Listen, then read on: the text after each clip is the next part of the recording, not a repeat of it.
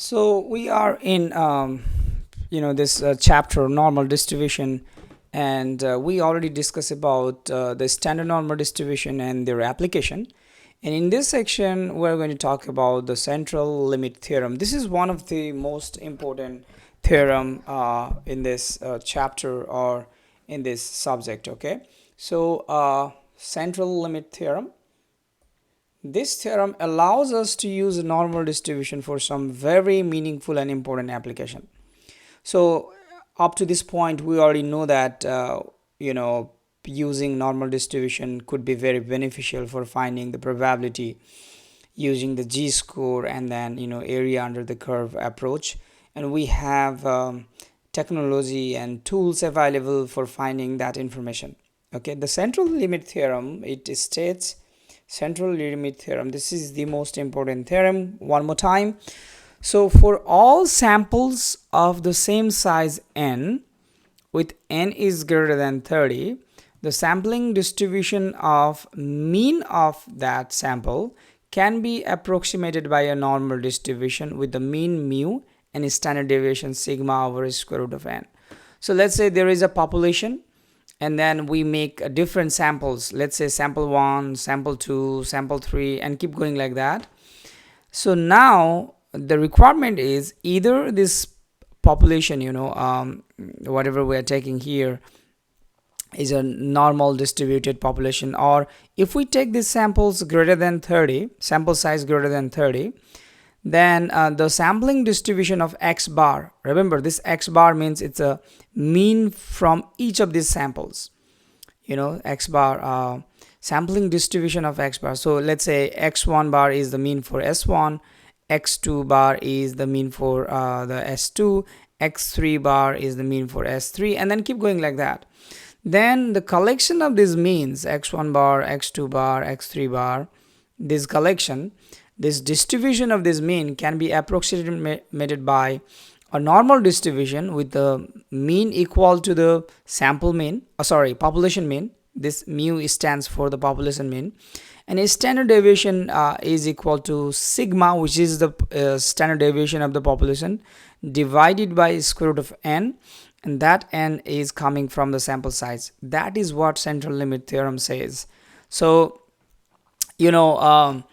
so if we would like to change our a problem into normal distribution problem, then we can always use this central limit theorem. Okay, so some of the given things, population has mean mu and standard deviation sigma. Simple random samples all of size n are selected from the population, and then these are the notation we use. This the mean of the mean is equal to the mean of the population, so they are same, but standard deviation of the mean is equal to standard deviation of the population divided by square root of n. And then by using this thing, so the only change you can see for finding the standard deviation of the samples, we need to divide standard deviation of the population by square root of n. And then by using this standard deviation formula, we can find out the g-score. You remember the g-score is equal to x minus mu over sigma. Because this sigma has a different value for this sample means, so we just have to put g-score equal to x bar minus mu over sigma over square root of n. Remember, here is one specific value. This x bar means it's a mean of the sample. Okay, and then you just have to divide sigma by square root of n. So practical rules for a real application involving the sample mean x bar. Whenever we try to do the problem from the sample mean, you have to keep in mind there are two things you can consider, you have to focus on. Original population is not normally distributed and the sample size is less or equal to 30. If this is the case, then you cannot apply this section in that particular problem. So we cannot apply these rules in that particular problem if one of the these cases is not true, meaning if the original population is not normally distributed, or if the sample size is not greater or equal to 30, then we cannot apply these rules. Okay, so distribution of x bar cannot be approximated well by a normal distribution, and the methods of this section do not apply if one of them is not true. Okay, so the requirement, when working with the mean from a sample, verify that the normal distribution can be used by confirming that original population has a normal distribution or sample size is greater than 30. One of them has to be true. And now keep in mind, whenever we're talking individual value, this is the formula we're using for the g-score, and that's what we discussed in previous sections, like 2 sections before this section. We always use this formula for individual value, but whenever it's about the sample mean, we have to use this formula for the g-score. Okay, x bar minus mu over sigma divided by square root of n. Okay, now notation: mean of all values of x bar is equal to the population mean, which is mu, and then standard deviation of all value of x bar, it's a standard deviation of the population divided by square root of n. This sigma x bar is also called a standard error of the mean, and which is also sometimes denoted by SEM. Okay, so hypothesis testing, eventually we have to do the hypothesis testing for any problem to make sure that our claim is true or not. When we do that, identify significant results with the probabilities, the real event rule for inferential statistics. If under a given assumption the probability of a particular observed event is very small, and then observed event occurs significantly less than or significantly greater than what we typically expect with the assumption, we conclude that the assumption is probably not correct. Okay, and finally, correction for finite population. When sampling without replacement and then sample size n is greater than 5% of finite population size capital N, then adjust the standard deviation of the sample means sigma x bar by multiplying this finite population correction factor. Okay, whenever this situation happens, you can always multiply sigma x bar by this. But one thing the only one thing you have to be very careful or focus in this section. This section is different than previous 2 sections we cover in this chapter. Is in previous section we found the g-score by using this formula, and now in this section for for the sample mean, it's basically sample mean, we find the g-score using x bar minus mu sigma over square root of n. So this is the the difference between the previous 2 section in this chapter and then this section. This is for this x bar is not a one individual value, it's the mean of the value we have given. Okay, it's for the sample. Whenever we have the sample instead of individual value, we use this formula. And finding other information like probability and area under the curve for the normal distribution is the same thing. We use the technology, we use a calculator, and I'm going to do the same thing in this section when I try to solve a couple of problems for you. Okay, so let's go and see some problems from this section. The first problem is a researcher collects a simple random sample of grade point averages of statistics students, and she calculates the mean of this sample. Under what condition can the sample mean be treated as a value from a population having a normal distribution? So a researcher collects a simple random sample of grade point average. Okay, this is the data. Now select all that apply. If the population of statistics student has a normal distribution, it's a different thing. The data is grade point average. The sample has more than 30 grade point average. Yes, if whenever we collect the data for anything, in this case it's a grade point average. If the sample size is greater than 30, we can assume that it's a normal distribution. If the population of grade point average has a normal distribution, that is also true. Remember, in this problem, the population is the population of the data we are looking for is grade point average. Okay, the researcher collects more than 30 samples. Yeah, so these are the two things. Okay, that's problem number 1. Let's look at okay, here's the thing. A water taxi, or maybe let me do some problem. Okay, this one, this is the starting, this is the difference between the previous two section and this section, this formula and this formula. Okay, assume that females have pulse rates that are normally distributed with a mean of 75 beats per minute and a standard deviation of 12.5 beats per minute. Completes part 1 through C. So the normally distributed distribution, normally distributed pulse rate. If one adult female is randomly selected, find the probability that her pulse rate is less than 81 beats per minute. So since it's a 1, so that means whenever it's about one individual, this is the formula we're going to use for the G score. And because we're going to use this formula for the G score, so the previous sections we cover, that would be helpful for answering this question. Probability means it's area under the curve to the left of 81 bits pulse. Okay, let me just okay, so here is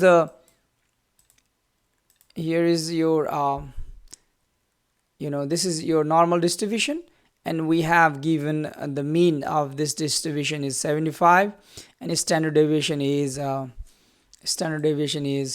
12.5. We would like to find out if one adult female is randomly selected, find the probability that her pulse rate is less than 81. 81 means somewhere here, greater than 75. So we would like to find out the area under the curve to the left of 81, and we can do that by using previous section formula, which is go to the TI 8384 calculator, go to second, and then VARS tab here, which gives you the distribution. Go to number 2, which is a normal cumulative distribution function. It takes a lower value. As you can see here, to find out the area under the curve or the probability, you have to start with the left endpoint. Here is no left value, so we can pick something, let's say negative 10,000, which is a huge small number here, and go to the upper value. We want to go up to 81 and comma, sorry, there I missed something, 81 comma, and then mean for this problem is 75, population mean, comma, and then standard deviation is 12.5. So by using this formula, it gives us area under the curve, which is also the probability. The probability, if you round it to the 4 decimal place, it's a 0.6844, 0.6844. If you want to approximate this value to the 4 decimal place. Okay. So the next question is, instead of one adult, if 4 adult females are randomly selected. Remember, this is not individual case. This is the sample. So whenever it's more than one person, this is the formula we're going to use. This one, the second one. So you need to use X bar, sample mean, minus mean of the population, and then you need to find out the standard deviation for that. You need to divide the standard deviation of the population by square root of n. So in this case, as you can see, that if 4 adult females are randomly selected, find the probability that they have pulse rate with the mean. Remember, mean means this time instead of x, you have given x bar. So very same situation here, but instead of x here, this 81, it's x bar. So how do you find that? You need to find out the G score. What is the G score? You can find the G score using the formula you have given, and then you can find out, for that z-score you can find out the area under the curve. So I'm going to use very same formula, but the one thing you have to make change, which is after using number 2, which is normal CDF, first use a very small negative number, which in my case I'm going to use negative 10,000, comma 81, which is its upper case, which is mean of this sample, comma the average is 75. That's the same thing. The only difference would be standard deviation. You can see here the standard deviation for the more than one case sample is you have to divide the standard deviation of population by square root of n. In this case, n is 4. If you look at the sample here, it's a 4. So when you type your standard deviation 12.5, divide that standard deviation by square root of 4, which is 2, divide this by 2, and then that will give you area under the curve.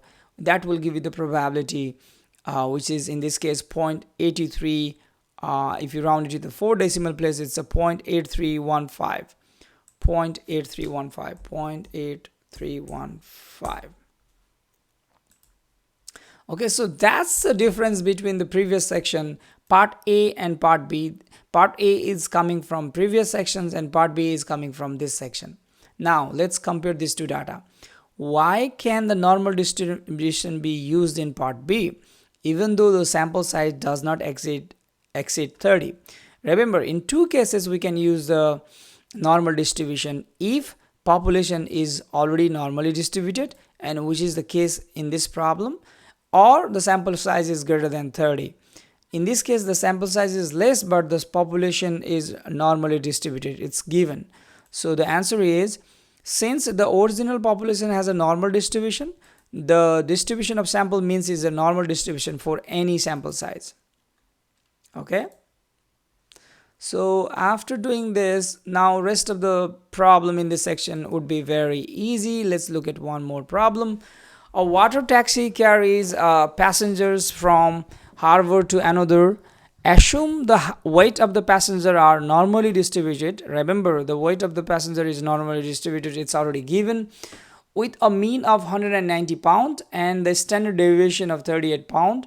The water taxi has a stated capacity of 25 passenger, and then water taxi was rated for a load limit of 3500 pound.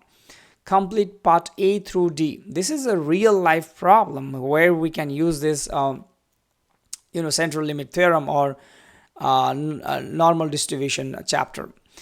Given that the water taxi was rated for load 3500 pound, what is the maximum mean weight of the passenger if the water taxi is filled with a stated capacity of 25 passenger? So you need to find out the mean from 3500 pound divided by 25. The number we have given here, the mean would be 140 pound. Part B, if the water taxi is filled with 25 randomly selected passenger, what is the probability that their mean weight exceed the value from part A? Remember, actual the population mean is 190 pound. So if we choose 25 randomly selected passenger, then the mean would be, this mean 190 is greater than 140, so the chances is very high. But we can verify this thing by using what is that called, this formula, and then by using our normal CDF functions. By using this formula of g-score, let's go to the normal CDF. We already know that probability is 100%, but let's use that very same function, normal CDF number 2. Now for the question is, what is the probability if the water taxi is filled with 25 randomly selected passenger? What is the probability that their mean weight exceed the value from part A?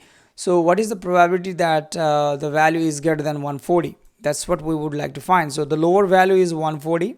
That's the lower value. We need the upper value. So the upper value, if you can see, normal distribution means this one. We would like to find out, there is a average for this problem, we have given mean for this problem is 190. We'd like to find out what is the probability of the weight greater than 140. So we would like to find out area under the curve for this 140, and by using this formula, by using this normal CDF function, it takes the lower value, which is 140, and then upper value, there is no upper value, so I'm going to use 10,000, which is very huge number for this kind of data, comma, we have to use the mean of the population, which is 190, comma, we need to use, because we are using this z-score, we need to use standard deviation of the population, divide it by the square root of n, which is sample size 25, so square root of 25 is 5. So the standard deviation we have given is 38 pound, divide it by 5, the 5 is coming from this square root. Now let's try to find out the area under the curve, and as you can see here, it's 100%. So the chances is very, very, very high. If the weight assumption were revised so that the new capacity become 20 passengers and the water taxi is filled with 20 randomly selected passenger, what is the probability that their mean weight exceed 175, which is the maximum mean weight that does not cause the total load to exceed 3,500? Using the very same formula, this time it's instead of 140, we would like to find out what is that, the area under the curve, using the very same formula, but what is that, number two, using the very same formula. This time the average is, instead of 140, it's 175, and then comma, I need something upper value, I'm going to use 10. It doesn't matter, it's a 10,000 or 100,000, it doesn't matter, it's just a huge value we are trying to find so that we can cover all the area under the curve here. So comma, the mean population mean is 190, comma, it's a standard deviation for the mean, so this is a standard deviation for the population divided by square root of n. In this case the n is 20, so square root of, I'm going to type a second and then this tab, which is square root of 20, parenthesis close, and then enter. This tells me 0.9612. The probability, if you round it to the 4 decimal place, it's a 0.9612. 0.9612. Okay, so what we are answering here? Let's go back and read it. If instead of 25 passenger, if there are 20 passenger with the average, what is the probability that their mean weight exceed 175 pound? The probability is 96%. Is the new capacity of 20 passengers safe? No, because the chances of getting more than 175 is 96%. So that means, since the probability of overloading is over 50%, the new capacity does not appear to be safe enough. Okay, so let's look at some of the, so just keep in mind the very same normal CDF function we are going to use in this section, but the only difference would be the standard deviation for the population should be divided by the square root of sample size if we are solving problem for samples. Let's go back and check our understanding for some of the things in this section. The first one, the blank tells us that for a population with any distribution, the distribution of the sample means approaches a normal distribution as the sample size increases. That is from the central limit theorem. The standard deviation of distribution of sample mean is a standard deviation, this one, standard deviation of the population divided by square root of n. And finally, which of the following is not a conclusion of the central limit theorem? The distribution of the sample data will approach a normal distribution as the sample size increases. The mean of all sample mean is the population mean. Yeah, this is right. The distribution of the sample means x bar will, as the sample size increases, approach a normal distribution. This is also right. The standard deviation of all sample means is the population standard deviation divided by the square root of the sample size. This is also right. So the first one, which I'm going to read it again. The distribution of the sample data will approach a normal distribution as the sample size increases. Oh, that's not for sure. So this is the only thing I see. It's not from the central limit theorem.